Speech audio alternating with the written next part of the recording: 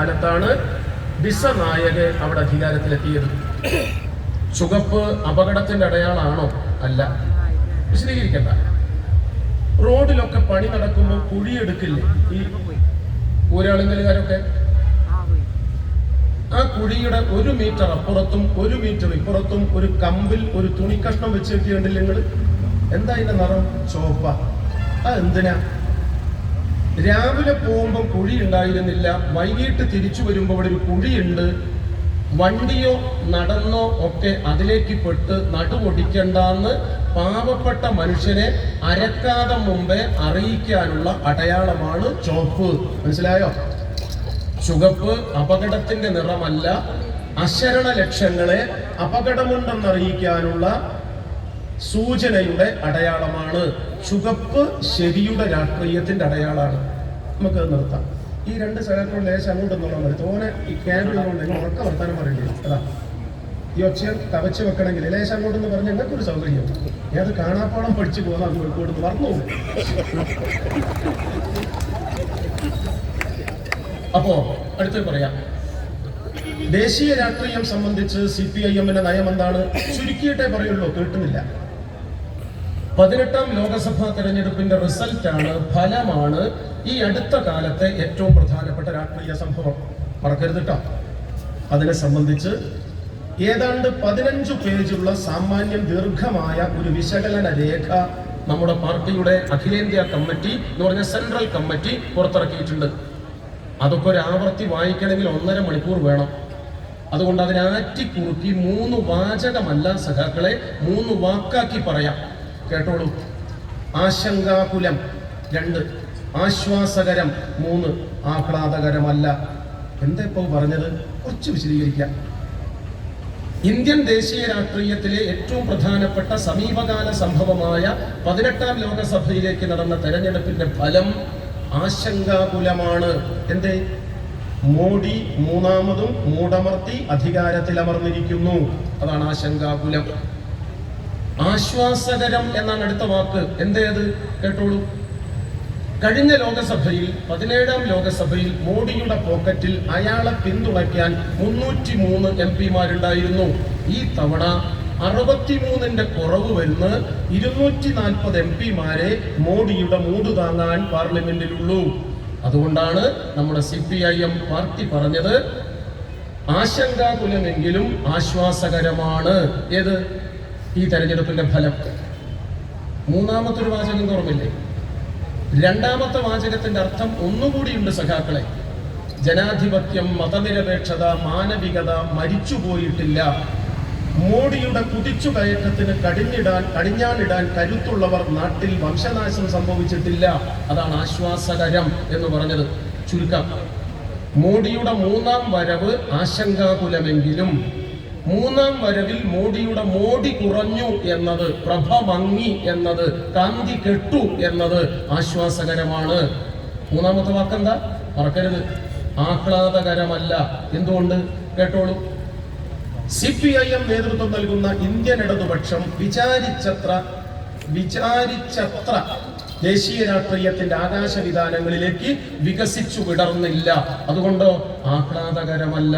നോക്കൂ നിങ്ങൾ, ഇത്രമേൽ സത്യസന്ധതയോടെ, ഇത്രമേൽ സ്ഫടികതുല്യ വ്യക്തതയോടെ ദേശീയ രാഷ്ട്രീയത്തെക്കുറിച്ച് വിശകലനം ചെയ്യുകയും മറയും മടിയുമില്ലാതെ ഉറപ്പോടെ, ഉശിരോടെ, ഉളുപ്പോടെ ഉച്ചത്തിൽ പറയുകയും ചെയ്യുന്ന രാഷ്ട്രീയ പ്രസ്ഥാനം വേറെ ഏതുണ്ട് നമ്മുടെ രാജ്യത്ത്? അതുകൊണ്ട് ആ ഭാഗം നമുക്ക് നിർത്താം. ആശങ്കാകുലമാണ് മോഡിയുടെ 3ാം വരവ്, ആശ്വാസകരമാണ് മോഡിയുടെ 3ാം വരവിന്റെ മോടി കുറഞ്ഞു എന്നത്. എങ്കിലും നമ്മുടെ പ്രസ്ഥാനത്തിന് വേണ്ടത്ര വിപുലീകരിക്കാനായില്ല എന്നത് ആഹ്ലാദകരമല്ല. അവിടെ അവസാനിപ്പിക്കാം. അടുത്തത്, നമ്മുടെ പാർട്ടിയുടെ പ്രമേയം അവസാനിക്കുന്നത് ഇങ്ങനെയാണ് സഖാക്കളെ.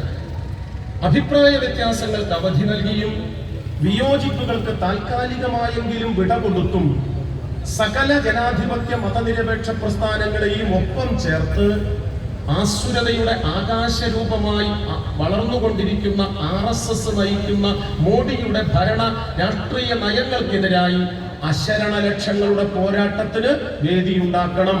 ഇതാണ് പാർട്ടിയുടെ പ്രമേയം. എന്താണ്? അഭിപ്രായ വ്യത്യാസങ്ങൾക്ക് അവധി നൽകണം. വിയോജിപ്പുകൾക്ക് താൽക്കാലികമെങ്കിലും വിട കൊടുക്കണം. എന്നിട്ടോ ചേർക്കാവുന്ന മുഴുവൻ ആളുകളെയും ചേർത്തുവെച്ച് ജനാധിപത്യ മതനിരപേക്ഷ ചേരി വിപുലീകരിക്കണം. എന്തിന്? മോഡിയുടെ നെറികേടിനെതിരെ നെഞ്ചുവിരിച്ചു പൊരുതാനുള്ള തട്ടകം കെട്ടാൻ, പോരാട്ടം നടത്താൻ. ഇതാണ് CPIM-ന്റെ പ്രമേയം. വിശദീകരിക്കണ്ടല്ലോ. ഈ രാജ്യത്തെ ജനത നാട്ടിലെ ഏത് ഭരണാധികാരിയോട് ചോദിക്കുക എന്താ? അരി വേണം, തുണി വേണം, പണി വേണം, മരുന്ന് വേണം. ഇതൊക്കെയല്ലേ പറയാ. മോദിയോട് ഇത് ചോദിച്ചാൽ അദ്ദേഹത്തിന്റെ മറുപടി എന്താ? അരി ചോദിക്കുന്ന ജനങ്ങളോട് പറയും രാമക്ഷേത്രം ഉണ്ട് എന്ന്. 19 സ്ഥലത്ത് ചോർച്ച. എന്നാലും തുണി ചോദിക്കുന്നവരോട് പറയും പശുവിനെ പൂജിച്ചോളൂ. അരി തികയുന്നില്ലെന്ന് വിലപിക്കുന്നവരോട് രാമക്ഷേത്രം പറഞ്ഞാൽ എന്തെങ്കിലും ഗുണമുണ്ടോ? രാമക്ഷേത്രത്തിന്റെ ഉദ്ഘാടനം എന്നായിരുന്നു ജനുവരി മാസം 20-ന്. യഥാർത്ഥത്തിൽ രാമക്ഷേത്രം ഉദ്ഘാടനം ചെയ്യേണ്ടതെന്നായിരുന്നു ഏപ്രിൽ 22-ന്. അതെന്താ? എന്റെ പിറന്നാളായിട്ട അല്ല, രാമന്റെ പിറന്നാളാ. രാമായണം വായിച്ചാൽ അറിയാം. രാമനവമി ദിനത്തിലാണ് ഭഗവാൻ ശ്രീരാമന്റെ ക്ഷേത്രം തുറന്നു കൊടുക്കേണ്ടത്. എന്തേ മോദി തിടുക്കം കാട്ടിയത്? മോദിക്ക് രാമനല്ല പ്രധാനം, പാർലമെന്റ് തെരഞ്ഞെടുപ്പാ. അതിന് കാത്തിക്കാൻ നേരമില്ല. ആചാര്യ ശ്രീ ശങ്കരാചാര്യ മഠം അധിപതി പറഞ്ഞു, അപൂർണമായ ക്ഷേത്രത്തിൽ പ്രതിഷ്ഠയും ഉദ്ഘാടനവും നടത്തുന്നത് അപാകമാണ്, ആത്മീയതയല്ല. കേൾക്കാൻ നേരമുണ്ടായോ? ഇല്ല. രാമക്ഷേത്രം ആരാ ഉദ്ഘാടനം ചെയ്തത്? മോഡി. അതിന് തൊട്ടു മുമ്പ് പാർലമെന്റ് മന്ദിരം ആരാ ഉദ്ഘാടനം ചെയ്തത്? സന്യാസി. CD മാറിപ്പോയതാ. ഓർമ്മയില്ലേ? കല്യാണ വീട്ടില് കാരണവന്മാരെല്ലാം ഉറങ്ങാൻ പോയതിനു ശേഷം പയ്യന്മാർക്ക് ബർമുടയിട്ടൊരു കളിയുണ്ട്, DJ. ഇവിടെ ഉണ്ടോന്നറിയില്ല. DJ കളിക്കാൻ ഒരു 11 മണിക്ക് ശേഷമാണ് പുറത്തേക്ക് വെച്ച ക്യാബിൻ അകത്തേക്ക് തിരിച്ചു വെക്കുക. എന്നിട്ട് ഇതുപോലുള്ള നമ്മുടെ പ്രിയപ്പെട്ട ലൈറ്റ് ആൻഡ് സൗണ്ടിന്റെ സുഹൃത്തുക്കളുടെ കയ്യിൽ ഈ ചെറുപ്പക്കാര്, പുതിയ ന്യൂജൻ ചെറുപ്പക്കാര് ഒരു പെൻഡ്രൈവ് കൊടുക്കും. ചേട്ടാ ഇതൊന്ന് കുത്ത്, ഞങ്ങൾ ചാടട്ടെ എന്ന്. ഇല്ലുമിനാട്ടിയൊക്കെ ഉള്ള ആ പാട്ടിന് പകരം അതാണെന്ന് വെച്ചിട്ട് പെൻഡ്രൈവ് കുത്തി സ്വിച്ച് ഓൺ ചെയ്താൽ ഹരിവരാസനം. പടച്ചോനെ, രാമക്ഷേത്രം ഈ ചങ്ങാതി ഉദ്ഘാടനം ചെയ്താൽ ഏതാണ്ട് അക്കോലത്തിലല്ലേ ഉണ്ടാവുക. പാർലമെന്റ് മന്ദിരം ഉദ്ഘാടനം ചെയ്തതാരാ? സ്വാമി ശ്വാസം വിടാനന്ദ, ബലം പിടിച്ചാനന്ദ, അർത്തിമൂത്താനന്ദ, എല്ലുന്ത്യാനന്ദ, പല്ലില്യാനന്ദ, കുറെ എണ്ണം. ഉടുക്കാത്ത കുറെ എണ്ണം. കമ്മ്യൂണിസ്റ്റുകാർ സന്യാസിമാരുൾപ്പെടെയുള്ള സകല മതാചാര്യന്മാരെയും ബഹുമാനത്തോടെ കാണുന്നവരാണ്. ഒരു തർക്കവും വേണ്ടട്ടോ. സന്യാസിമാരെ അങ്ങേയറ്റം മാന്യതയോടെ കാണുന്ന പാർട്ടിയാണ് ചെങ്കൊടി പാർട്ടി. സന്യാസി ആവണം. സന്യാസിയുടെ അടയാളം എന്താ അറിയുന്നത്? ശിരസ്സു നിറയെ അറിവ്, മനസ്സു നിറയെ അലിവ്. അങ്ങനെയാ. നടക്കാൻ കാനനപാത, എക്സ്പ്രസ് ഹൈവേ അല്ല. കിടക്കാൻ പർണശാല, 3 സ്റ്റാർ 5 സ്റ്റാർ ഹോട്ടൽ അല്ല. പുല്ലുമേഞ്ഞ കുടിലുന്ന പർണശാലയുടെ മലയാളം. കഴിക്കാൻ ഫലമൂലാദികൾ, കെൻഡക്കി ഫ്രൈ ചിക്കൻ, കുഴിമന്തി അതല്ല, ഫലമൂലാദികൾ. കുടിക്കാൻ കാനനച്ചോലയിലെ വെള്ളം, സ്പ്രൈറ്റ് 7up അതല്ല, കാനനച്ചോലയിലെ വെള്ളം അതാണ്. ജപിക്കാൻ ശരണമന്ത്രം, സർസംഗ പരിത്യാഗി ഇത സന്യാസീന. ഇങ്ങനെയാണ്. ഇപ്പോഴത്തെ സന്യാസിമാരോ 6 പാക്ക് മസില്, കൊമ്പം മീശ, കള്ളുടിച്ച് മയങ്ങിയ കണ്ണ്, എല്ലാം കൂടി ഒരു അലമ്പു ലുക്ക. അതിന് തോന്നിയാസീന പറയാ. അങ്ങനെ കുറെ എണ്ണ പാർലമെന്റ് മന്ദിരം ഉദ്ഘാടനം ചെയ്തത് മറക്കണ്ട. പാർലമെന്റ് മന്ദിരം ഉദ്ഘാടനം ചെയ്യേണ്ടിയിരുന്നത് ജനാധിപത്യ രാഷ്ട്രീയ നേതാക്കളാണ്. രാമമന്ദിരം ഉദ്ഘാടനം ചെയ്യേണ്ടിയിരുന്നത് ആത്മീയ പ്രമുഖരാണ്. രണ്ടും മാറിയാണ്. അധികാരത്തിന്റെ തെമ്മാടിത്തം. ഈ രാഷ്ട്രീയം ഞാൻ വിശദീകരിക്കുന്നില്ല, ചേർത്തു പറഞ്ഞു എന്നേ ഉള്ളൂ. കേരളത്തിലെ ഇപ്പോഴത്തെ ആലത്തൂരിന്റെ MP-യും മുൻ ദേവസ്വം മന്ത്രിയുമായിരുന്ന സഖാവ് രാധാകൃഷ്ണൻ തനിക്ക് പയ്യന്നൂരിൽ ഒരു അമ്പലത്തിലുണ്ടായ ദുരനുഭവം സംബന്ധിച്ച് പത്രക്കാരോട് ഒരു പൊതുസമ്മേളനത്തിൽ പറഞ്ഞു. ഗവൺമെന്റ് കൊടുത്ത പണം ചെലവഴിച്ചുണ്ടാക്കിയ ഒരു നിർമ്മാണ പ്രവൃത്തി ഉദ്ഘാടനം ചെയ്യാൻ പയ്യന്നൂരിൽ പോയതാണ് സഖാവ് രാധാകൃഷ്ണൻ. അവിടെ വിളക്ക് കൊളുത്തുന്നത് മേൽശാന്തിയാണ്. കൊളുത്തി അദ്ദേഹം കീഴ്ശാന്തിയുടെ കയ്യിലേക്ക് കൊടുത്തു. കീഴ്ശാന്തി കൊളുത്തിയിട്ട് രാധാകൃഷ്ണന്റെ കയ്യിലേക്ക് കൊടുക്കാൻ നിൽക്കുമ്പോൾ മേൽശാന്തി കത്തുന്ന കണ്ണുകളോടെ കീഴ്ശാന്തിയെ മുഖത്തേക്ക് നോക്കി കത്തിച്ചിട്ട് പറഞ്ഞു, താഴത്ത് വെച്ചേക്ക്, അവനെടുത്ത് കത്തിച്ചോളും. വാക്കോണ്ട് പറഞ്ഞിട്ടില്ല, നോക്കോണ്ട് പറഞ്ഞു. ഇതിനെക്കുറിച്ചാണ് സഖാവ് രാധാകൃഷ്ണന്റെ പരാമർശം. ഞാൻ DYFI രംഗത്ത് പ്രവർത്തിക്കുമ്പോൾ സഖാവ് രാധാകൃഷ്ണന്റെ കീഴിൽ പ്രവർത്തിച്ച ഒരാളാണ്. ഞങ്ങൾ തമ്മിൽ അടുത്ത ബന്ധമാണ്. മന്ത്രി എന്ന നിലയ്ക്കല്ല, സഖാവ് എന്ന നിലയ്ക്ക്. അന്ന് രാത്രി സഖാവ് രാധാകൃഷ്ണനെ ഞാൻ വിളിച്ചു. ഞാൻ പറഞ്ഞു നിങ്ങൾ പേടിക്കണ്ട. അപ്പൊ തന്നെ സഖാവിനോട് പറഞ്ഞു എന്തോ ഒരു കുഴപ്പം പറയാൻ പോവാണല്ലോ, എന്റെ നാമത്ര കുളമില്ല. ഞാൻ ചോദിച്ചു അല്ല കേക്ക്. ഞാൻ ചോദിച്ചു എന്തേ? ഞാൻ പറഞ്ഞു നിങ്ങൾ ഇവിടെ ആ വട്ടത്തിലുള്ള ഒരു ചെറിയ മന്ത്രിയല്ലേ? അപ്പൊ എന്നോട് എന്തോ ഒരു കുഴപ്പമാണല്ലോ മോനെ.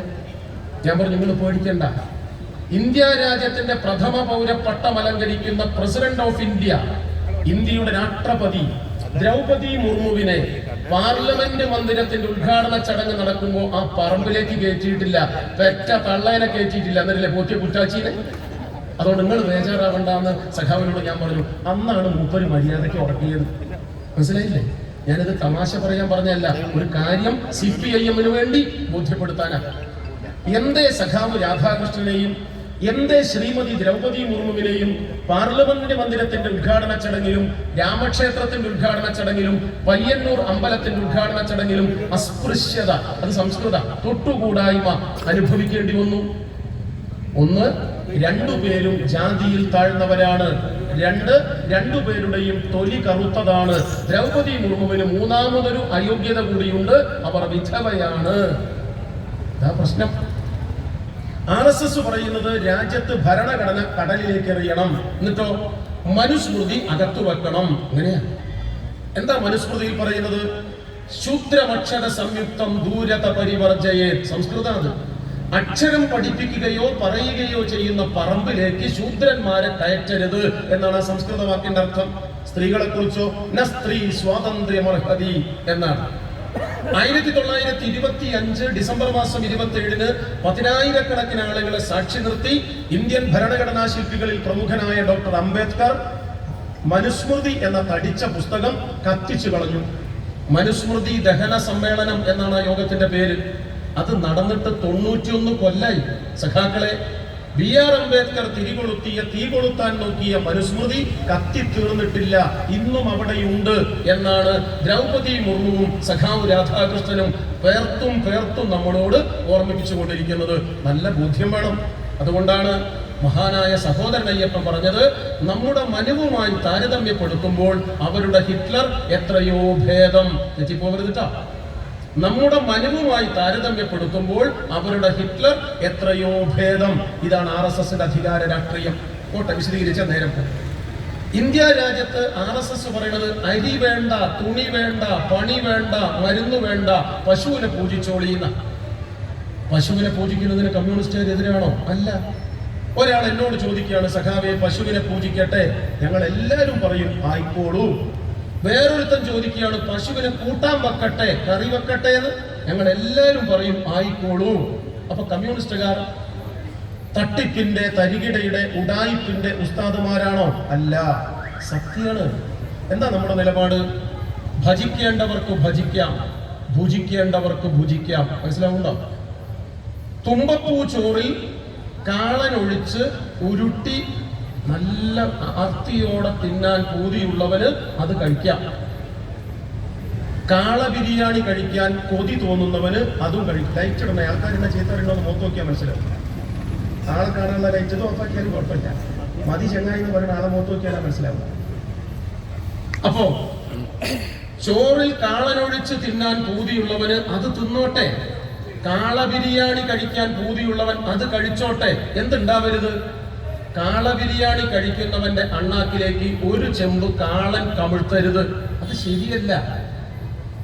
ചോറ് തിന്നുന്നവന്റെ വായിലേക്ക് കാളക്കാല് കയറ്റരുത്. അത് മോശാണ്. അടുക്കളയിൽ അടിയന്തരാവസ്ഥ പ്രഖ്യാപിക്കരുത്. തീന്മേശ പൂജാമുറിയാക്കരുത്. കഴിഞ്ഞ മാസം എന്റെ നാട്ടില് RSSന്റെ ഒരു നേതാവിന്റെ പെങ്ങളെ കല്യാണം നടന്നു. RSSന്റെ സ്ഥലത്തെ മുഖ്യ ശിക്ഷക മൂപ്പര്. അങ്ങനെയാ പറയാ. DYFക്ക് secretary, president, joint secretary, vice president ഒക്കെയാ. ഇവർക്ക് അങ്ങനെയല്ല. മുഖ്യ ശിക്ഷക്, മുക്കാത്ത ശിക്ഷക്, പ്രാന്ത കാര്യവാഹ്, പ്രാന്തില്ലാത്ത കാര്യവാഹ്, വടിവാൾജി, കൊടുവാൾജി, കുന്തവാഹജി, ഇങ്ങനെ കണ്ട സാധനം ഉണ്ടാവുക. അതിൽപ്പെട്ട മുന്തിയ മോശമില്ലാത്തൊരു വിഷമുള്ള സാധനമാണ് മുഖ്യ ശിക്ഷക്. മൂപ്പരെ പെങ്ങളെ കല്യാണം 2000 ആക്കിയിരിക്കാൻ പറ്റിയ സ്ഥലത്താ കല്യാണം. മണ്ഡപത്തിൽ കല്യാണം കഴിഞ്ഞു, സദ്യ കഴിഞ്ഞു, ആളൊക്കെ പിരിഞ്ഞു. വീട്ടുകാരും കുടുംബക്കാരും മാത്രമായി.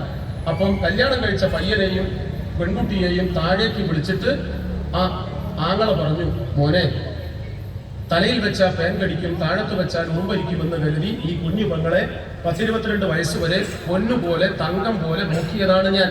അപ്പൊ പയ്യൻ പറഞ്ഞു, ഓ ഇന്നു മുതൽ തന്നെ ഏൽപ്പിക്കുകയാണ് ഞാൻ എൻ്റെ പെങ്ങളെ.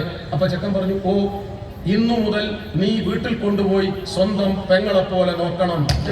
ചോനെ കെട്ടിയ ചെക്കനോടെ പറയുന്നത് കല്യാണ മണ്ഡപത്തിന്റെ വാടക ആര് കൊടുക്കും? മറ്റേത് പിന്നെ ആളുകൾ തിന്നുപോയി മുതലായി ആയിരിക്കും. ഞാൻ ആക്ഷേപിക്കാൻ പറഞ്ഞതല്ല. ഇയാൾക്കല്ലേ പെങ്ങള്, കെട്ടിയോന് ആങ്ങളെയാവാൻ പറ്റില്ലല്ലോ, ഭർത്താവാനല്ലേ പറ്റൂ. ഇതേ CPM പറഞ്ഞിട്ടുള്ളൂ. അടുക്കളയിൽ അടിയന്തരാവസ്ഥ പ്രഖ്യാപിക്കരുത്, തീന്മേശ പൂജാമുറിയല്ല. കേട്ടോളൂ ഇക്കാര്യത്തിൽ CPIM-ന്റെ നയം ഉറക്കെ. ആർക്കിഷ്ടപ്പെട്ടില്ലെങ്കിലും ഭക്ഷണത്തിന്റെ രുചി നിശ്ചയിക്കേണ്ടത് കഴിക്കുന്നവന്റെ നാക്കാണ്, ഭരിക്കുന്ന തെണ്ടികളുടെ തോക്കല്ല. ഇതാണ് കമ്മ്യൂണിസ്റ്റുകാരുടെ നിലപാട്. ഭക്ഷണത്തിന്റെ രുചി നിശ്ചയിക്കേണ്ടത് കഴിക്കുന്നവന്റെ നാക്കാണ്, ഭരിക്കുന്നവന്റെ തോക്കല്ല. അത് പിണറായി ആയാലും മോദി ആയാലും ഞങ്ങളുടെ നിലപാടിതാണ്. അങ്ങനെ ഉണ്ടാവാൻ പാടില്ല. ഈ രാഷ്ട്രീയം നമ്മൾ പറയണ്ടേ? അതുകൊണ്ടാണ് CPIM പറയുന്നത് ഭക്ഷണം സ്വാദു മാത്രമല്ല സ്വാതന്ത്ര്യം കൂടിയാണ് എന്ന്. എന്താണ് ഭക്ഷണം? സ്വാദു മാത്രമല്ല സ്വാതന്ത്ര്യം കൂടിയാണ്. വിശദീകരിച്ച നേരം പോകും, ഞാൻ തിരിച്ചു വരാം. CPIM-ന്റെ നയം നാം പറഞ്ഞു വെച്ചു, നമ്മൾ മറന്നുപോയിട്ടുണ്ടാവും. വർഗീയ തീവ്രവാദികൾ ഒഴികെയുള്ള സകലരെയും ഒപ്പം ചേർത്ത് RSS-ന്റെ ആസുര ഭരണത്തിനെതിരെ ആകാവുന്ന വിധം പൊരുതണം. ഇതാ CPM-ന്റെ പ്രമേയം.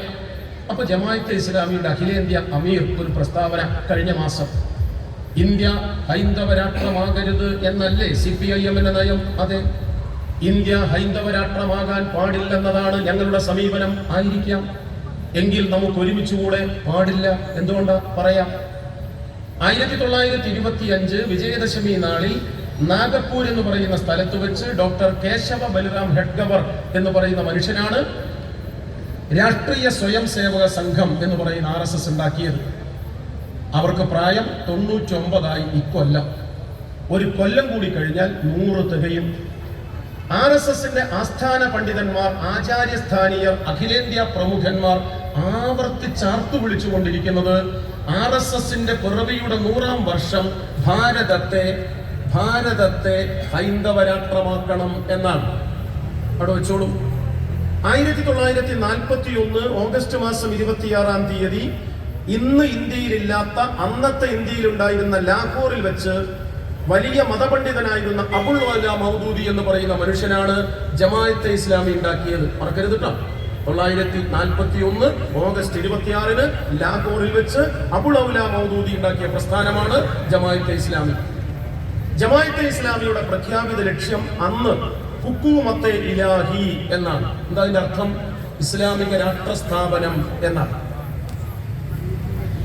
പിറവിയുടെ 15ാം വർഷം 1956-ൽ അവർ പാർട്ടി കോൺഗ്രസ് നടത്തി. അല്ല, അവരുടെ ഭാഷയിൽ പറഞ്ഞാൽ ഓൾ ഇന്ത്യ ഷൂറ എന്ന് പറഞ്ഞ അഖിലേന്ത്യാ സമ്മേളനം നടത്തി. അതിൽ വെച്ച് 15 കൊല്ലം മുമ്പുണ്ടായിരുന്ന ഭരണഘടന അവർ ഭേദഗതിപ്പെടുത്തി. ആ ഭേദഗതിപ്പെടുത്തിയ ഭരണഘടനയാണ് ഇന്ന് ജമാഅത്തെ ഇസ്ലാമിക്കുള്ളത്. അതിലവർ പറയുന്നു ഹുക്കൂമത്തെ ഇലാഹി എന്നത് ഞങ്ങൾ മാറ്റുകയാണ്, പകരം ഞങ്ങളുടെ പ്രഖ്യാപിത ലക്ഷ്യമായി ചേർക്കുന്നു ഇഖാമത്തുദ്ദീൻ. എന്താ ഇതിന്റെ അർത്ഥം? ഇസ്ലാമിക രാഷ്ട്ര സ്ഥാപനം. ഹുക്കൂമത്തെ ഇലാഹി എന്നതിനും ഇഖാമത്തുദ്ദീൻ എന്നതിനും തമ്മിൽ എന്താ വ്യത്യാസം? നിങ്ങൾ പഴയ ശ്രീനിവാസന്റെ സിനിമയുടെ പേര് കേട്ടില്ലേ? നരേന്ദ്രൻ മകൻ, ജയകാന്തൻ മകൻ. അത് തന്നെ, എളാപ്പ മൂത്താപ്പ മക്കൾ, അമ്മയും മോളും പെണ്ണ് തന്നെ. ഒരു കാരണോ ഒരു അങ്ങാടിയിൽ ഒരു ചെറിയ കുട്ടിയോട് ചോദിച്ചു, മോളെ സമയം എത്രയായി? കുട്ടി വേഗം നോക്കിയിട്ട് പറഞ്ഞു 4:30 മുത്തശ്ശ. അപ്പൊ കോളേജിൽ നിന്ന് ഇറങ്ങി വരുന്ന 10ാം പെൺകുട്ടി പറഞ്ഞു, അങ്ങനെയല്ല പറഞ്ഞു കൊടുക്കണ്ടത്. അപ്പൊ മുത്തശ്ശൻ പറഞ്ഞു, എന്റെ ഓള് പറയും. ഓള് മൊബൈലിൽ നോക്കിയിട്ട് ഉഷാറായിട്ട് പറഞ്ഞു മുത്തശ്ശനോട്, മുത്തശ്ശ സമയം 4:30. രണ്ടാമത്തെ ഓസ്കാർ പ്രൈസ് ഉണ്ടോ? അതന്നെയല്ല കുട്ടി പറഞ്ഞ്. 4:30 4:30 പറയുന്ന തമ്മിലുള്ള വ്യത്യാസമേ ഉള്ളൂ. ഹുക്കൂമത്തെ ഇലാഹിയും ഇഖാമത്തുദ്ദീനും തമ്മിലുള്ളൂ. മലയാളം ഇസ്ലാമിക മതരാഷ്ട്ര സ്ഥാപനം എന്നാണ്. ഇനി നമുക്ക് ചേർത്ത് വായിച്ചു നോക്കൂ. എന്താണ് RSS-ന്റെ ലക്ഷ്യം? ഹിന്ദു രാഷ്ട്ര സ്ഥാപനം. എന്താ ജമാഅത്തെ ഇസ്ലാമിയുടെ പ്രഖ്യാപിത ലക്ഷ്യം? ഇസ്ലാമിക രാഷ്ട്ര സ്ഥാപനം. ഹിന്ദു രാഷ്ട്ര സ്ഥാപനം എതിർക്കാൻ വേണ്ടി ഇസ്ലാമിക രാഷ്ട്ര സ്ഥാപനത്തിന്റെ തമ്പുരാക്കന്മാരായ ജമാഅത്തെ ഇസ്ലാമിയെ തലയിലേറ്റി നാം പോരാട്ടത്തിനിറങ്ങിയാൽ നമ്മുടെ സ്ഥിതി എന്തായിരിക്കും? എന്റെ വീട് ഒരു 200 മീറ്റർ മെയിൻ റോഡിൽ നിന്ന് അകത്താണ്. ഒരു 8 ഫൂട്ട് കോൺക്രീറ്റ് ചെയ്തൊരു നടവഴിയാണ് എന്റെ വീട്ടിലേക്കുള്ളത്. ഞാൻ നടന്നു പോകും, എന്നിട്ട് ആ ബസ് കയറി പാർട്ടി ജില്ലാ കമ്മിറ്റി ഓഫീസിൽ പോവുക. കഴിഞ്ഞ ദിവസം എന്റെ വീട്ടിൽ നിന്ന് ഇറങ്ങിയിട്ട് ഈ 200 മീറ്റർ ഉള്ള നടവഴിയിലൂടെ, നല്ല റോഡാട്ടോ, കോൺക്രീറ്റ് റോഡാ, കാറൊക്കെ വരും കഷ്ടിച്ച്. ആ റോഡിലൂടെ അങ്ങനെ നടന്ന് ബസ് കയറാൻ വേണ്ടി മുന്നോട്ട് പോകുമ്പോൾ ഒരു 100 മീറ്റർ എത്തിയപ്പം എന്നെ കളിയാക്കരുതിട്ടങ്ങള് ഉടുത്ത മുണ്ട് ഊരി പോണുണ്ടോ എന്നൊരു ഉത്കണ്ഠ എന്ന് പറഞ്ഞാൽ ഉടുമുണ്ട് അഴിഞ്ഞു പോണുണ്ടോ എന്നൊരാശങ്ക. അപ്പൊ എന്താ നമുക്ക് തോന്നുക? ഒരു കയറ്, ഒരു ചൂടി, ഒരു ബെൽറ്റ്, കെട്ടാനുള്ള എന്തെങ്കിലും കിട്ടിയ കെട്ടി ഉറപ്പിച്ച് നടക്കാന്നല്ലേ തോന്നുക. ഞാൻ വലത്തെ ഭാഗത്തേക്ക് നോക്കിയപ്പോ തെക്കേലെ ജാനുവെടുത്തിന്റെ വേലിന്റെ മുകളിലുണ്ട് ഒരു 8 അടി മൂർക്കൻ. അതിനെ പിടിച്ച് വലിച്ചാക്കിയാലോ? അൽഹംദുലില്ലാഹ്, നമ്മൾ ചത്തില്ലേ? നിങ്ങൾക്ക് മനസ്സിലാവുണ്ടോ ഞാൻ പറയുന്നത്? ഉടുമുണ്ട് ഊരുന്നത് ഉടുപ്പില്ലായ്മയാണ്. ആളെ കണ്ട വഷളാവുമ്പോൾ അടിവസ്ത്രം ഉണ്ടാവും, കുറവിലാവും.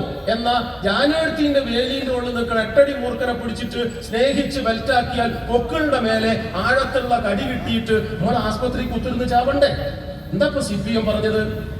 ഹിന്ദു രാഷ്ട്രവാദത്തിന്റെ തമ്പുരാക്കന്മാരായ RSSന്റെ തല തകർക്കാൻ ഇസ്ലാമിക രാഷ്ട്ര സ്ഥാപനം ലക്ഷ്യം വെച്ച് പ്രവർത്തിക്കുന്ന ജമായത്തെ ഇസ്ലാമിയെ തോളത്തിരുത്തി ഒക്കത്തെടുത്ത് ഒപ്പം ചേർത്ത് പോരാട്ടത്തിന് ഞങ്ങളില്ല. അതാണ് ഞങ്ങൾ പറഞ്ഞത്. ഈ കഴിഞ്ഞ 3 ആഴ്ച മുമ്പ് എന്റെ നാട്ടിലെ 88 വയസ്സുള്ള ഒരു കമ്മ്യൂണിസ്റ്റ് കാരണവർ കുളിക്കുമ്പോൾ കുളിമുറിയിൽ വഴുതി വീണ് കാലിന്റെ തുടയലിൽ പൊട്ടി മെഡിക്കൽ കോളേജിൽ പോയി പ്ലാസ്റ്റർ ഇട്ട് വീട്ടിൽ വന്നു. എന്റെ ബ്രാഞ്ച് സെക്രട്ടറിയോടൊപ്പം ഞാൻ അദ്ദേഹത്തെ കാണാൻ പോയി. എന്റെ രാഷ്ട്രീയ ഗുരുനാഥനാണ് അദ്ദേഹം. നേതാവൊന്നുമല്ല, ഒരു കമ്മിറ്റിയിലില്ല. അനുഭവങ്ങളുടെ അക്ഷയ ഖനിയാണ് അദ്ദേഹം. 10 പുസ്തകം വായിക്കുന്നതിന് പകരം അരമണിക്കൂർ അദ്ദേഹത്തിന്റെ അടുത്തിരുന്നാൽ അത്രയും വിവരം കിട്ടും. ഞങ്ങളൊക്കെ ബഹുമാനത്തോടെ ആദരിക്കുന്ന നേതാവാണ് അദ്ദേഹം. സഖാവിന്റെ അടുത്തിരുന്നു, കട്ടൻ ചായ കുടിച്ചു, വർത്താനൊക്കെ പറഞ്ഞു. ഇടയ്ക്ക് അദ്ദേഹം കനത്തിൽ ഞങ്ങളെ വഴക്ക് പറഞ്ഞു. അതിന് സ്വാതന്ത്ര്യമുണ്ട്. എന്നോട് പറഞ്ഞു, എടാ എന്റെ ഒക്കെ കാലത്ത് അദ്ദേഹത്തിന്റെ കമ്മ്യൂണിസ്റ്റ് പാർട്ടി എന്ന് പറഞ്ഞ കോൺഗ്രസിനെതിരായി ഇഞ്ചോടിഞ്ച് പൊരുതിയിട്ടാണ് വളർന്നത്. കഷ്ടണ്ട് കുട്ടിയെ.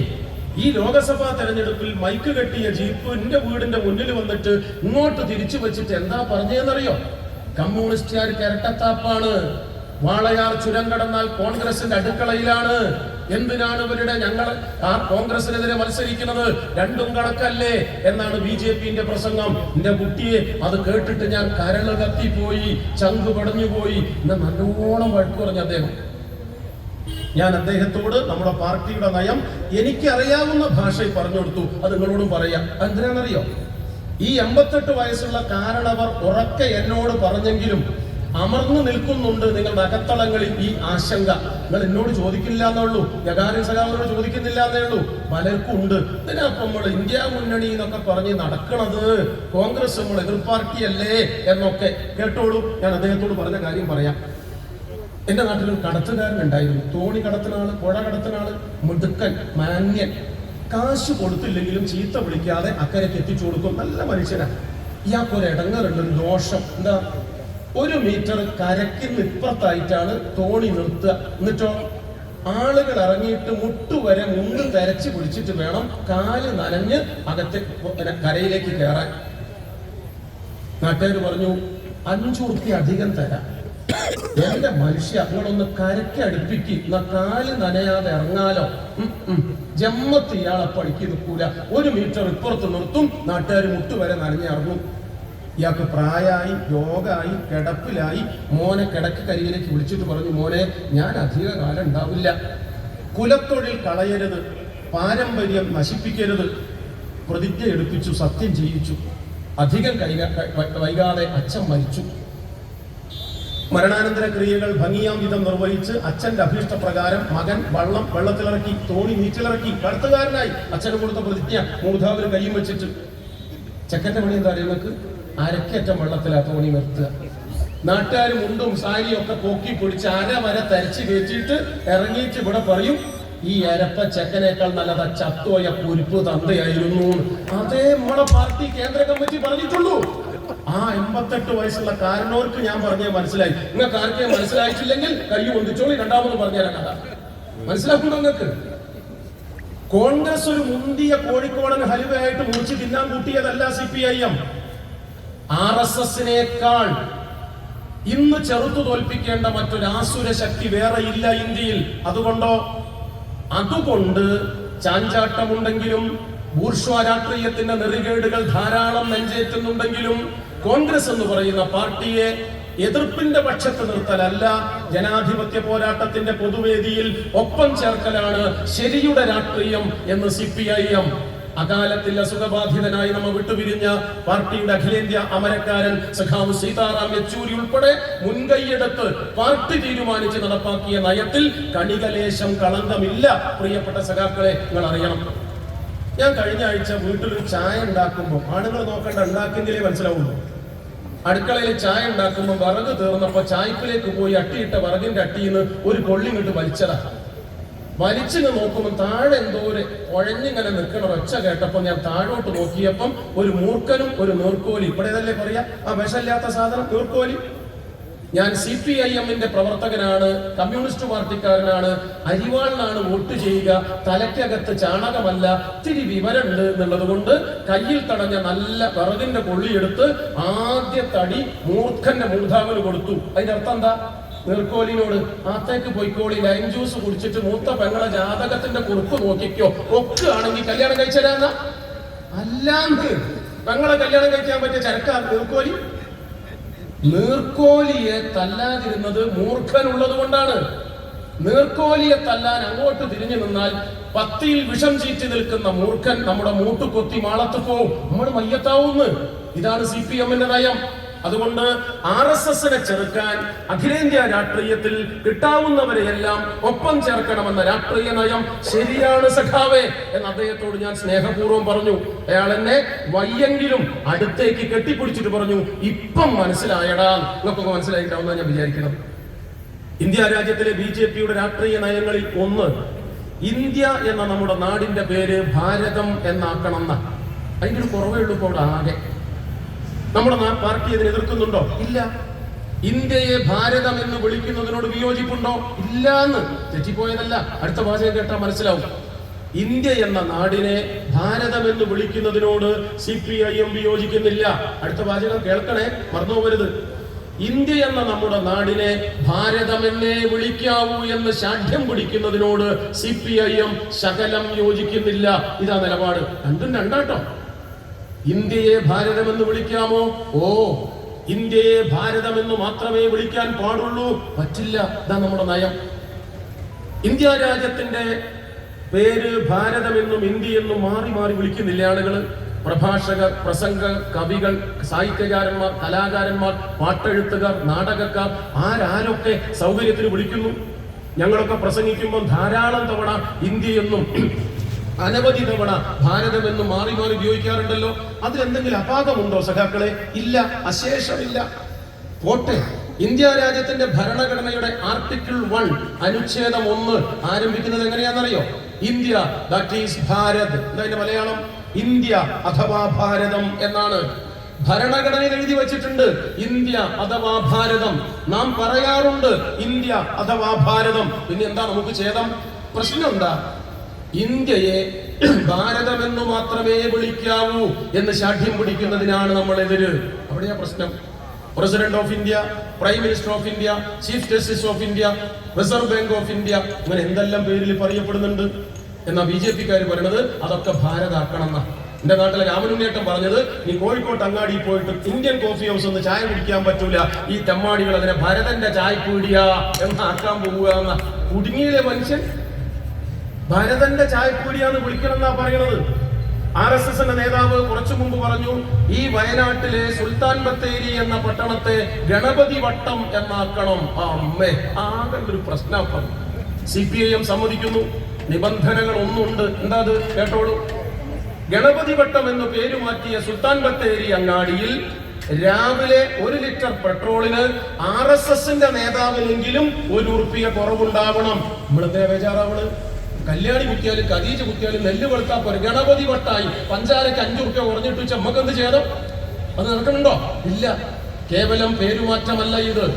ആധുനിക ജനാധിപത്യ മതനിരപേക്ഷ ഇന്ത്യയുടെ ആകാശവിശുദ്ധിയെ അഗാധ തലങ്ങളിലേക്ക്, അഴുക്കുചാലിലേക്ക്, സവർണാധിപത്യത്തിന്റെ നെറികേടിലേക്ക്, മൂലധനത്തിന്റെ ആധിപത്യത്തിന് അനുരോധമായി, മനുസ്മൃതിയുടെ തെമ്മാടിത്തത്തിന് വിധേയമായി കൂട്ടിക്കെട്ടാനുള്ള കുറുക്കൻ കൗശലത്തിന്റെ രാഷ്ട്രീയ പ്രയോഗമാണ് സഖാക്കളെ, പ്രിയപ്പെട്ടവരെ, ഭാരതമെന്ന് മാത്രമേ ഇന്ത്യയെ വിളിക്കാവൂ എന്ന ആക്രോശത്തിന് പിന്നിലുള്ളത് നാം തിരിച്ചറിയണം.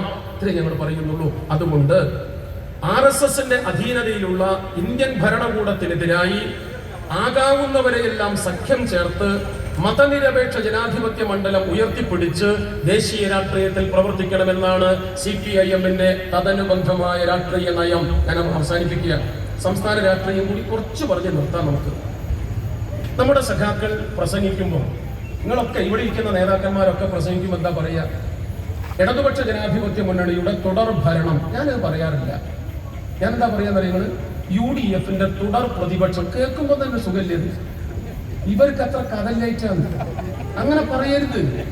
VD സതീശന്റെ തുടർ പ്രതിപക്ഷം. എനിക്കൊരു മനസ്സിന് തന്നെ ഒരു കുളിർമയാണെന്ന് കേൾക്കുമ്പോൾ. ഒരു സുഖം കേൾക്കുമ്പോൾ. അല്ലാതെ പിണറായിയുടെ തുടർ ഭരണം അതിനൊരു സുഖമില്ലാന്ന് നിങ്ങൾ മറ്റേ പറഞ്ഞാൽ മതി. 2 പൊളിയുള്ള വാതിൽ ഒന്ന് അടച്ചതാന്ന് പറഞ്ഞാൽ മറ്റേ തുറന്നാന്നല്ലേ? അത് പറഞ്ഞോളി. രണ്ടാമത്തെ കാര്യം, CPIM നേതൃത്വം നൽകുന്ന പിണറായി മുഖ്യമന്ത്രിയായ LDF സർക്കാരിന്റെ ഭരണ നേട്ടങ്ങൾ BJP, കോൺഗ്രസ്, ലീഗ് നേതാക്കളെ, പ്രവർത്തകരെ ബോധ്യപ്പെടുത്താൻ പോകരുത്. വെറുതെയാണ്. ഇലക്ട്രിക് പോസ്റ്റിന് ആരെങ്കിലും വെള്ളം ഒഴിക്കും, മുള ഒട്ടു വിചാരിച്ചിട്ട് ഒഴിക്കരുത്. വെറുതെ ബക്കറ്റിലെ വെള്ളം തീരുന്നല്ലാതെ.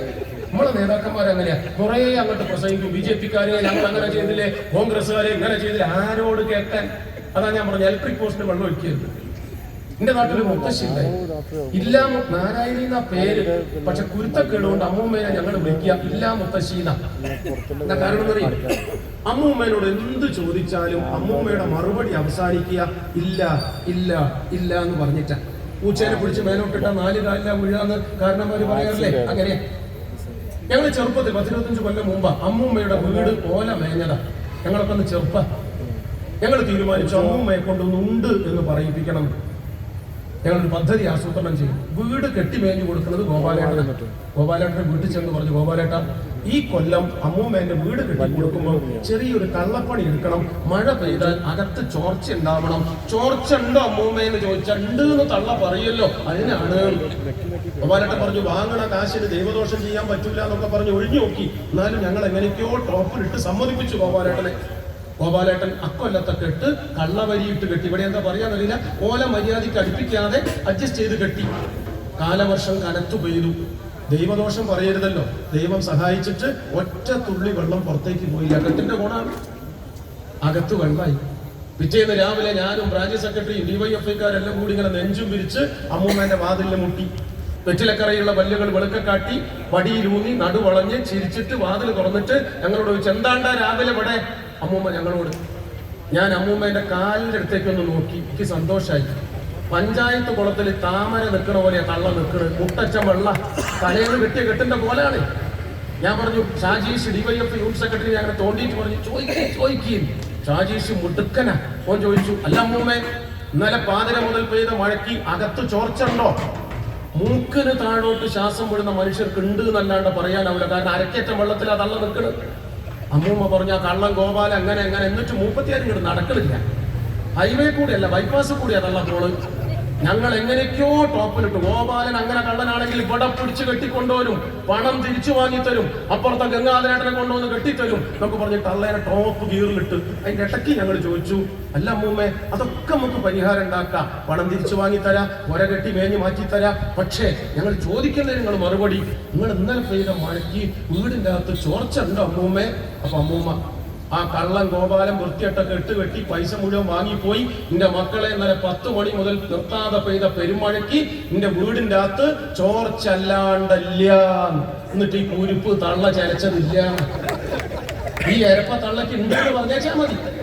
വളഞ്ഞ് പിടിച്ചില്ല. നോക്കിങ്ങള് ഓരോടാണ് ഗഗാറിയും പറയുന്നത് പോയിട്ട് LDF അങ്ങനെയൊക്കെ ആരോട് പറയാം? തള്ളങ്ങനെയല്ലേ? VD സതീശനോട് ഗവൺമെന്റിന്റെ നേട്ടങ്ങൾ വിശദീകരിക്കാൻ പോയ നമ്മൾ അണ്ണാക്കല തുപ്പല് വെച്ചതല്ലാതെ എന്തെങ്കിലും ഗുണമുണ്ടാവോ? ഉണ്ടാവില്ല. കഴിഞ്ഞ ലോക്സഭാ തെരഞ്ഞെടുപ്പിൽ ഞാൻ എന്റെ വീട്ടിൽ നിന്ന് ഇറങ്ങിയിട്ട് പാർട്ടി മണ്ഡലം കമ്മിറ്റി ഓഫീസിലേക്ക് പോവാൻ ഒരുത്തന്റെ സ്കൂട്ടർ കിട്ടുമോ നോക്കി വഴിയിൽ നിൽക്കുക. അപ്പോഴാണ് അങ്ങാടിയിൽ നമ്മുടെ സഖാക്കൾ മൈക്ക് പ്രചരണമായിട്ട് വരുന്നത്. എന്നോട് പറഞ്ഞു, നിങ്ങൾ പ്രസംഗിക്കണം. ഞാൻ പറഞ്ഞു, എന്തിന്? നിർബന്ധിച്ച് ഞാൻ ബോണറ്റിന്റെ മേലെ കയറ്റി. ഞാനൊരു 5 മിനിറ്റ് പ്രസംഗിച്ചു. വായനശാലയുടെ മേശപ്പുറത്ത് കാറ്റേറ്റ് മറിഞ്ഞു കിടക്കുന്ന മനോരമയുടെ 3ാമത്തെ പേജിൽ അന്നൊരു വാർത്തയുണ്ട്, ഒരു ചിത്രമുണ്ട്. എന്താ വാർത്ത എന്നറിയോ? എന്താ ചിത്രം എന്നറിയോ? എന്റെ നാട്ടിലെ സ്കൂളിലെ ഹെഡ് മാസ്റ്റർ, പ്രധാനാധ്യാപകൻ, അദ്ദേഹത്തിന്റെ സ്കൂളിലേക്ക് കുട്ടികൾക്ക് കൊടുക്കാൻ വന്ന പാഠപുസ്തകം സ്റ്റോർ റൂമിൽ അടുക്കി വെച്ച് അതിന്റെ മേലെ കൈ ഇങ്ങനെ വെച്ച് ചിരിച്ചു നിൽക്കുന്ന ചിത്രം. അടിക്കുറിപ്പ് എന്താണെന്നറിയോ? സ്കൂള് തുറക്കാൻ 3 മാസം അവശേഷിക്കെ കുട്ടികൾക്ക് കൊടുക്കാനുള്ള പാഠപുസ്തകം സ്റ്റോർ റൂമിൽ എത്തിച്ചേർന്നതിന്റെ സന്തോഷം പങ്കുവെച്ച് പ്രധാനാധ്യാപകൻ. അതാണ് മനോരമയുടെ അടിക്കുറിപ്പ്. ഒരു സാധാരണ നിലയ്ക്ക് മനോരമ അങ്ങനെ എഴുതില്ല കേട്ടോ, നമുക്ക് അനുകൂലമായിട്ട്. മനോരമയുടെ ലേഖകൻ CPIM-നെതിരാണ് എഴുതുന്നതെങ്കിൽ പേനയുടെ അഗ്രം മഷിയുടെ കുപ്പിയിലല്ല മുക്കുക, ടാറിന്റെ വീപ്പയിൽ കലക്കി വെച്ച കരിയോയിലേക്ക് ഒലക്കേന്റെ മൂടാ മുക്കുക. ഒരു 9 ഇഞ്ച് വണ്ണുണ്ടാവും ഓന്റെ ഒരു അക്ഷരത്തിന്. ഇത് എങ്ങനെയോ അബദ്ധം പറ്റിപ്പോയതാ. ആ ചിത്രം എന്റെ തലയിൽ ഇങ്ങനെ കുടുങ്ങി കിടക്കുന്നുണ്ട്. അതങ്ങോട്ട് പ്രസംഗിച്ചു ഞാൻ ജീപ്പിന്റെ ബോണറ്റ് കയറി നിന്നിട്ട്. നേരത്തെ പറഞ്ഞ പോലെ കണ്ടോ കോൺഗ്രസ്, കേട്ടോ ലീഗ്, മനസ്സിലാക്കിക്കോ BJP, 3 മാസം സ്കൂൾ തുറക്കാനുണ്ട്, എന്നിട്ടും കുട്ടികൾക്ക് പുസ്തകം എത്തിച്ചില്ലേ, അതാണ് ഞങ്ങളുടെ മന്ത്രി എന്നൊക്കെ പറഞ്ഞിട്ട്. ഞാനത് കഴിഞ്ഞ് പാർട്ടി മണ്ഡല കമ്മിറ്റി ഓഫീസിൽ പോയി. ഒരു 3/4 മണിക്കൂർ കഴിഞ്ഞപ്പം ബ്രാഞ്ച് സെക്രട്ടറിന്റെ വിളി. നിങ്ങൾക്ക് നല്ലോണം മറുപടി പറഞ്ഞിട്ടുണ്ട്. രണ്ടാമത് നിങ്ങൾ പോയ ഉടനെ ഒരു ജീപ്പ് വന്നിരുന്നു UDF-ന്റെ. അതിന്റെ ഉള്ളിൽ കയറി നിന്നിട്ട് ലീഗുകാരന്റെ പ്രസംഗം ഉണ്ട്, കേട്ടോളി. റെക്കോർഡ് ചെയ്തിട്ട് കേൾപ്പിച്ചെന്ന വാട്സപ്പിൽ അയച്ചെന്നു. എന്താ പ്രസംഗം തന്നെ ലീഗിന്റെ? ഇവിടെ ഒരു നേതാവ് പ്രേംനാഥ് വന്ന് വലിയ മഹത്വം പറഞ്ഞിട്ടുണ്ട്. 3 മാസം മുമ്പേ കുട്ടികൾക്ക് പാഠപുസ്തകം എത്തിച്ചു എന്ന്. എന്ത് കാര്യം? എത്രയെങ്കിലും നേരത്തെ കുട്ടികൾക്ക് പാഠപുസ്തകം കൊടുത്താൽ മറിച്ച് ചട്ട പറഞ്ഞു പോകൂലേ? പഠിച്ചോനെ, ഞാൻ അന്നേരം ജില്ലാ സെക്രട്ടറിയെ വിളിച്ചു പറഞ്ഞു, ഞാൻ ഈ പാർട്ടിയിൽ നിന്ന് രാജിവെക്കുക, നിൽക്കാനാവില്ലതിലെന്ന്. 3 മാസം മുന്നേ കുട്ടികൾക്ക് പുസ്തകം കൊടുത്താൽ മറിച്ച് ചട്ട പറയൂലേ എന്ന ഇവന്റെ വർത്താനം. അങ്ങനെ ഉണ്ട്. ഓരെ അങ്ങനെ നന്നാക്കാൻ പോണു. അതുകൊണ്ട് ആ വർത്താനം പറയരുത്. ഞാൻ വിശദീകരിക്കുന്നില്ല, അവസാനിപ്പിക്കാം. കേരളത്തിലെ വലതുപക്ഷ രാഷ്ട്രീയ പ്രസ്ഥാനങ്ങളാകെ അവരുടെ അജണ്ടയിലെ ആദ്യത്തെ ഇനമായി അടയാളപ്പെടുത്തിയിരിക്കുന്നത് ചെങ്കൊടി പാർട്ടിയുടെ ചങ്കു തകർക്കുക എന്നതാണ്. കേരളത്തിലെ എല്ലാ മാധ്യമ തമ്പുരാക്കന്മാരും അവർ ശിരസ്സു വഹിച്ച് പ്രവർത്തിച്ചു കൊണ്ടിരിക്കുന്നത് മാർക്സിസ്റ്റ് പ്രസ്ഥാനത്തിന്റെ യശസ്സു പൊളിക്കുക എന്നതിനാണ്. കേരളത്തിലെ എല്ലാ വർഗീയ വിധ്വംസക മതതീവ്രവാദ കുലാക്കുകളും ജാത്യാഭിമാന പ്രമാണിമാരും നോമ്പെടുത്തിരിക്കുന്നത് സഖാക്കളെ നമ്മുടെ പ്രസ്ഥാനത്തിന്റെ നാമ്പു നുള്ളാനാണ്. ഇത്രമേൽ ശബ്ദായമാനവും അസാധാരണമാം വിധം അപകടകരവുമായ പ്രക്ഷോഭ നിബിഡവും സമരസമൃദ്ധവും പോരാട്ട സമ്പന്നവുമാകേണ്ടുന്ന കേരളത്തിന്റെ രാഷ്ട്രീയ നാൽക്കവലയിൽ നിന്ന് വേണം ശിരസറ്റുപോയാലും ശരി പറയുമെന്ന് ശാഠ്യം പിടിക്കാൻ ഈ ചെങ്കൊടി പാർട്ടി മാത്രമേ ഉള്ളൂ. നിങ്ങളെയുള്ളൂ, നമ്മളെയുള്ളൂ. നമുക്കതിൽ നിന്നും പിന്മാറാനാവില്ല. അതുകൊണ്ടാണ് പൊരുതിച്ചത്താലും തോറ്റുമടങ്ങില്ല. ശരി പറഞ്ഞാൽ ശിരസറ്റുപോകുമെങ്കിലും ശരിയേ പറയൂ എന്ന് ഞങ്ങൾ ശാഠ്യം പിടിക്കും എന്ന് നമ്മൾ ഉറക്കെ പറയുന്നത്. അത് മാത്രം നിങ്ങൾ ആലോചിച്ച് വെക്കണം. വിശദാംശങ്ങളിലേക്ക് ഞാൻ പോകുന്നില്ല. സഖാവ് ഗഗാറിൻ അവസാനിപ്പിച്ചില്ലേ പ്രസംഗം? 12 മിനിറ്റ് അദ്ദേഹം പ്രസംഗിച്ചത് ആകെ. അദ്ദേഹം പറഞ്ഞില്ലേ നമ്മുടെ പാർട്ടിയുടെ സമ്മേളനങ്ങൾ സംബന്ധിച്ച് കോൺഗ്രസ് എന്താ പറയുന്നത്? CPIM-ൽ ചുവപ്പ് ഫാസിസമാണ്. മനോരമയുടെ ലേഖനം. ഒരു സ്ഥലത്ത് ഇങ്ങനെ പ്രശ്നം ഉണ്ടായി, അങ്ങനെ പറഞ്ഞു, ഇങ്ങനെ പറഞ്ഞു, തെരഞ്ഞെടുപ്പുണ്ടായി. തെരഞ്ഞെടുപ്പ് ഉണ്ടാവുന്നത് ഒരു അബദ്ധമുള്ള കാര്യമല്ല. തിങ്കൾ കഴിഞ്ഞാൽ ചൊവ്വയാന്ന് പറയും പോലെ CPIM-ന്റെ ഭരണഘടന, സംഘടനാ രീതികൾ അനുവദിക്കുന്നതാണ് സംഘടനാ സമ്മേളനത്തിൽ തെരഞ്ഞെടുപ്പ്. ആർക്കതിൽ തർക്കം? CPIM-ൽ പൊട്ടിത്തെറി, അതാ മനോരമ. കോൺഗ്രസിൽ നല്ല ഐക്യമാണ്, അറിയില്ല നിങ്ങൾക്ക്? നമ്മുടെ പാർട്ടിയെയും സർക്കാരിനെയും പുല്ലും കൊലയാട്ടും പാടാൻ സുധാകരനും സതീശനും കൂടി ക്യാപ്റ്റനായിട്ടൊരു ജാഥ. ഒരു കപ്പലിൽ 2 കപ്പിത്താനാണ്. ഒരാളായ മറ്റോ തന്തയ്ക്ക് വിളിക്കുന്നുണ്ടോ 2 ആളെ ആക്കിയത്, 2 ക്യാപ്റ്റൻ. ആ സുധാകരൻ ജാഥക്കിടയിൽ രാവിലെ വിളിച്ച പത്രസമ്മേളനത്തിൽ സതീശൻ 5 മിനിറ്റ് വരാൻ വൈകിയപ്പം സതീശനെ ക്ഷണിച്ചെന്നൊക്കെ ഓർമ്മയില്ലേ? എവിടെ പോയി കിടക്കാണ് ഈ മൈ ഡിയർ, അങ്ങനെ എന്തോന്ന് പറഞ്ഞില്ലേ? My dear. എന്തൊരു ഐക്യാണ് അല്ലേ? കോൺഗ്രസിന്റെ ജാഥയുടെ തലക്കെട്ട് എന്തായിരുന്നു അറിയോ? ഒരു തീ വരുന്നു. ആർക്കെതിരെ? പിണറായി സർക്കാരിനെ കത്തിക്കാൻ ഒരു തീ വരുന്നു. അവരുടെ നേതാക്കന്മാർ, ആദ്യം ബുദ്ധിരാക്ഷസന്മാർ പണിപ്പുരയിൽ പണിഞ്ഞെടുത്ത തലക്കെട്ട് ഒരു തീ വരുന്നു. കോൺഗ്രസിൽ വിവരമുള്ളവര്, തലയ്ക്ക് വെളിവുള്ളവർ പറഞ്ഞു, ഇത് ഫ്ലക്സ് ബോർഡ് അടിച്ചു വെച്ചാല് ഉയരം തികയാത്തതിന് സ്റ്റൂൾ ഇട്ടിട്ട് കോൺഗ്രസിന്റെ വാർഡ് പ്രസിഡന്റ് തീ എന്നുള്ളതിന്റെ വലത്തെ ഭാഗത്ത് ഒരക്ഷരം കൂടിയായിട്ട് എഴുതും. ഇറ്റള മോന്ത കണ്ടാല്. മനസ്സിലായി നിങ്ങൾക്ക്? എന്നെ കൊണ്ട് പറയിപ്പിക്കാൻ നോക്കണ്ട. മൈക്കിന് വാടകയെ കൊടുക്കുള്ളൂ.